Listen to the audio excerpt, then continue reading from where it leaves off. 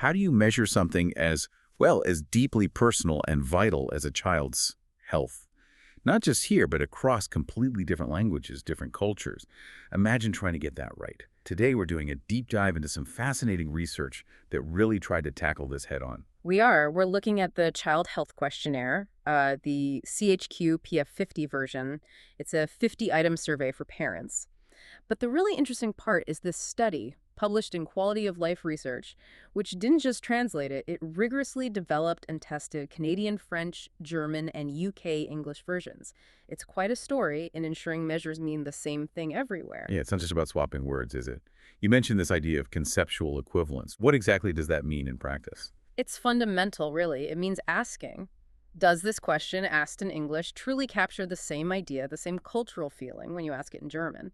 Or Canadian French, how do you keep the science solid, the measurement precise, while respecting, totally different ways of seeing the world? That's the core question.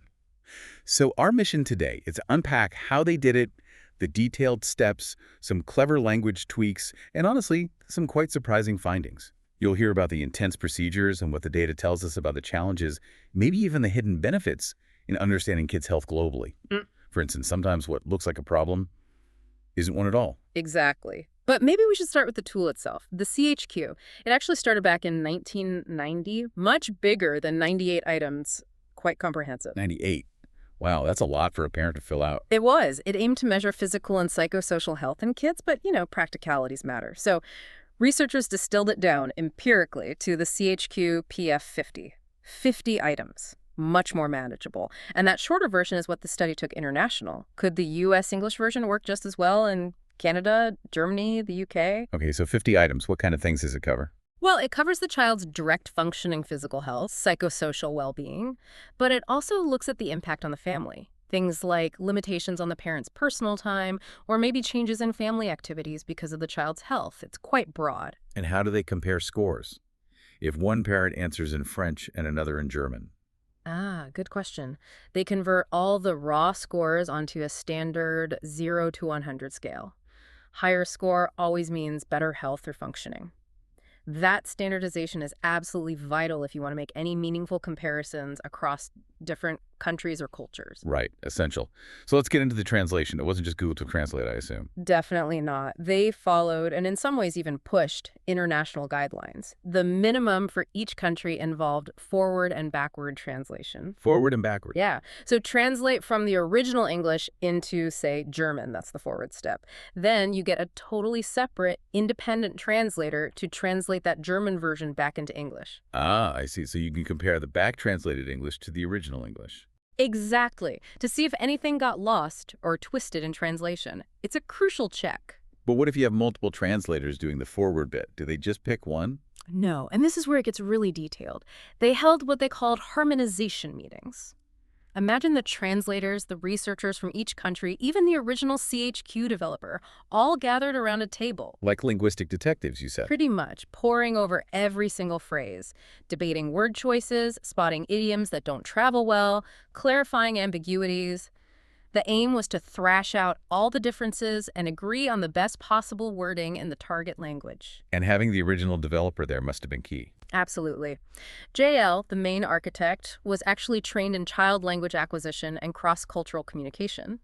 That expertise was tapped into for all three projects, ensuring those subtle cultural points about assessing kids were really baked in. So it's less about literal words and more about capturing the intended meaning, the feeling behind the question. That sounds incredibly difficult. It is incredibly challenging. That's why those meetings were vital. You're trying to translate the spirit of the item. And they weren't starting completely cold. They drew on lessons learned from translating the adult SF-36 health survey, part of the same big international quality of life project. So there was some existing knowledge base. Okay, let's look at the specific countries. You mentioned Germany had a slightly different start. Yes, initially their process was a bit less extensive, mostly due to time pressures, it seems. They had one forward translation by the German project scientist, then a back translation and a review. At that stage, they didn't flag major changes needed. Was that maybe cutting a corner, looking back, compared to the others? Well, it's something the study revisits later, actually. It does highlight how real-world constraints can sometimes shape the initial research steps, but we'll come back to that. Okay. What about the UK? Same language, mostly, but different culture. Right, and they focus on what they termed Anglicization. An interdisciplinary team checked every item for local relevance. There's a brilliant example they give. The U.S. item said, "My child was once so sick I thought Hesha might die." Okay, seems clear enough. But in the UK, sick often specifically means vomiting, right? It doesn't necessarily convey that grave, life-threatening sense. So they changed it to, "My child was once so ill I thought Hesha might die." Subtle, but crucial for capturing the intended severity. That's a fantastic example of cultural nuance even within the same basic language. Exactly. And after other small spelling tweaks, they didn't stop there. They debriefed 20 parents, asked them about understanding, ease of use, relevance, really thorough tuning. And Canada. They did something quite different with the French translation, didn't they? They did, and it's really interesting. For their initial development, they used 2 professional translators and 1 lay translator. A lay translator, like just a regular parent. Essentially, yes, a parent from the target population. And the key thing was they brought this person in much earlier in the process than guidelines usually suggested. Why do that? What was the thinking? The idea was to weave everyday, common language into the translation right from the start. Instead of just having a layperson check it at the end, they helped shape it. Plus, they used 2 lay bilinguals for the back translation step, specifically to catch any phrasing that might sound too academic or just wouldn't land well with the average Canadian parent. That sounds incredibly smart, making sure it speaks the language of the people who will actually use it. Precisely. It's about authenticity. Health questionnaires are for real people. Involving a lay translator early helps filter out jargon and ensures the questions feel natural and relatable. It really centers the parent's perspective in the whole translation process. Okay, so after all this meticulous linguistic work, they had their translated versions. Then came the testing, right? The numbers. Yes, the psychometric evaluation.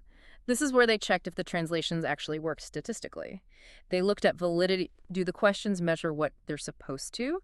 Using methods like multi-trait analysis, and they looked at reliability, specifically internal consistency reliability, using Cronbach's alpha. Cronbach's alpha. That basically checks if all the questions aiming at, say, physical functioning are pulling in the same direction. Exactly. Like your detective team analogy, do all the clues point consistently to the right concept?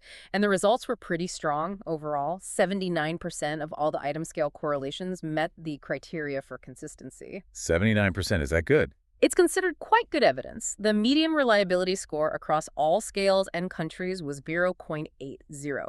Think of it like a grade. 0.80 is generally a solid B in reliability terms. It varied a bit, naturally.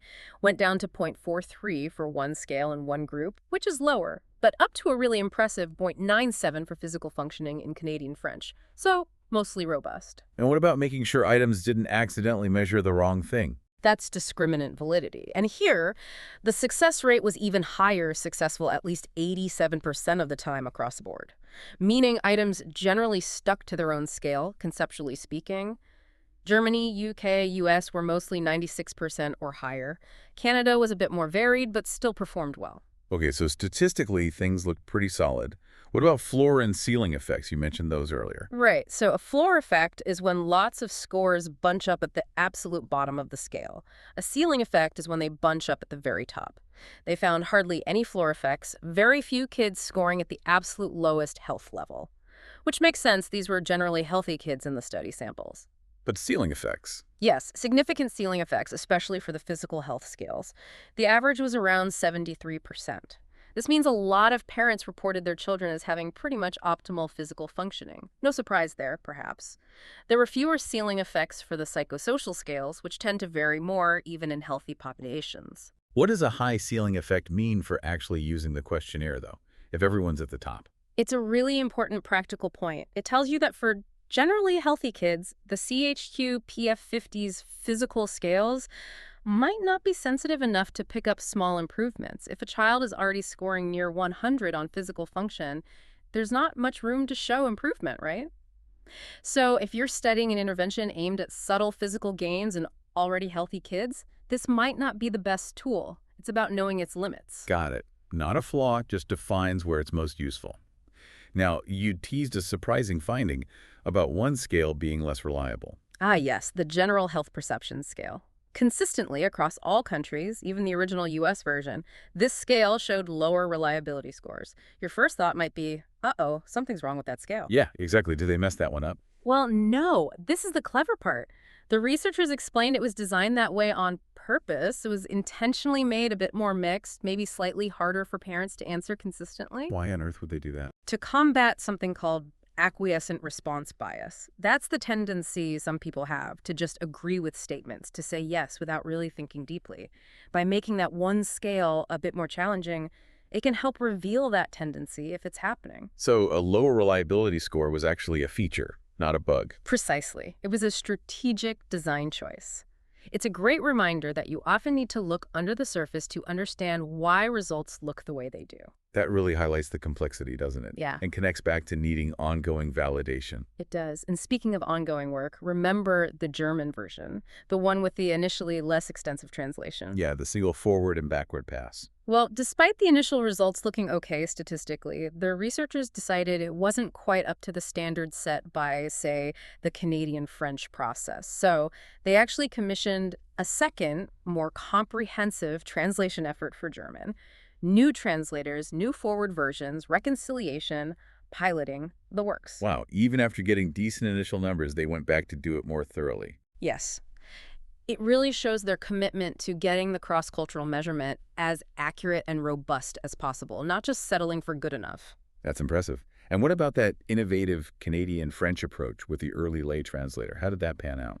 The results for that version were particularly encouraging, actually, and this was with a relatively small initial sample, just 16 French-speaking parents.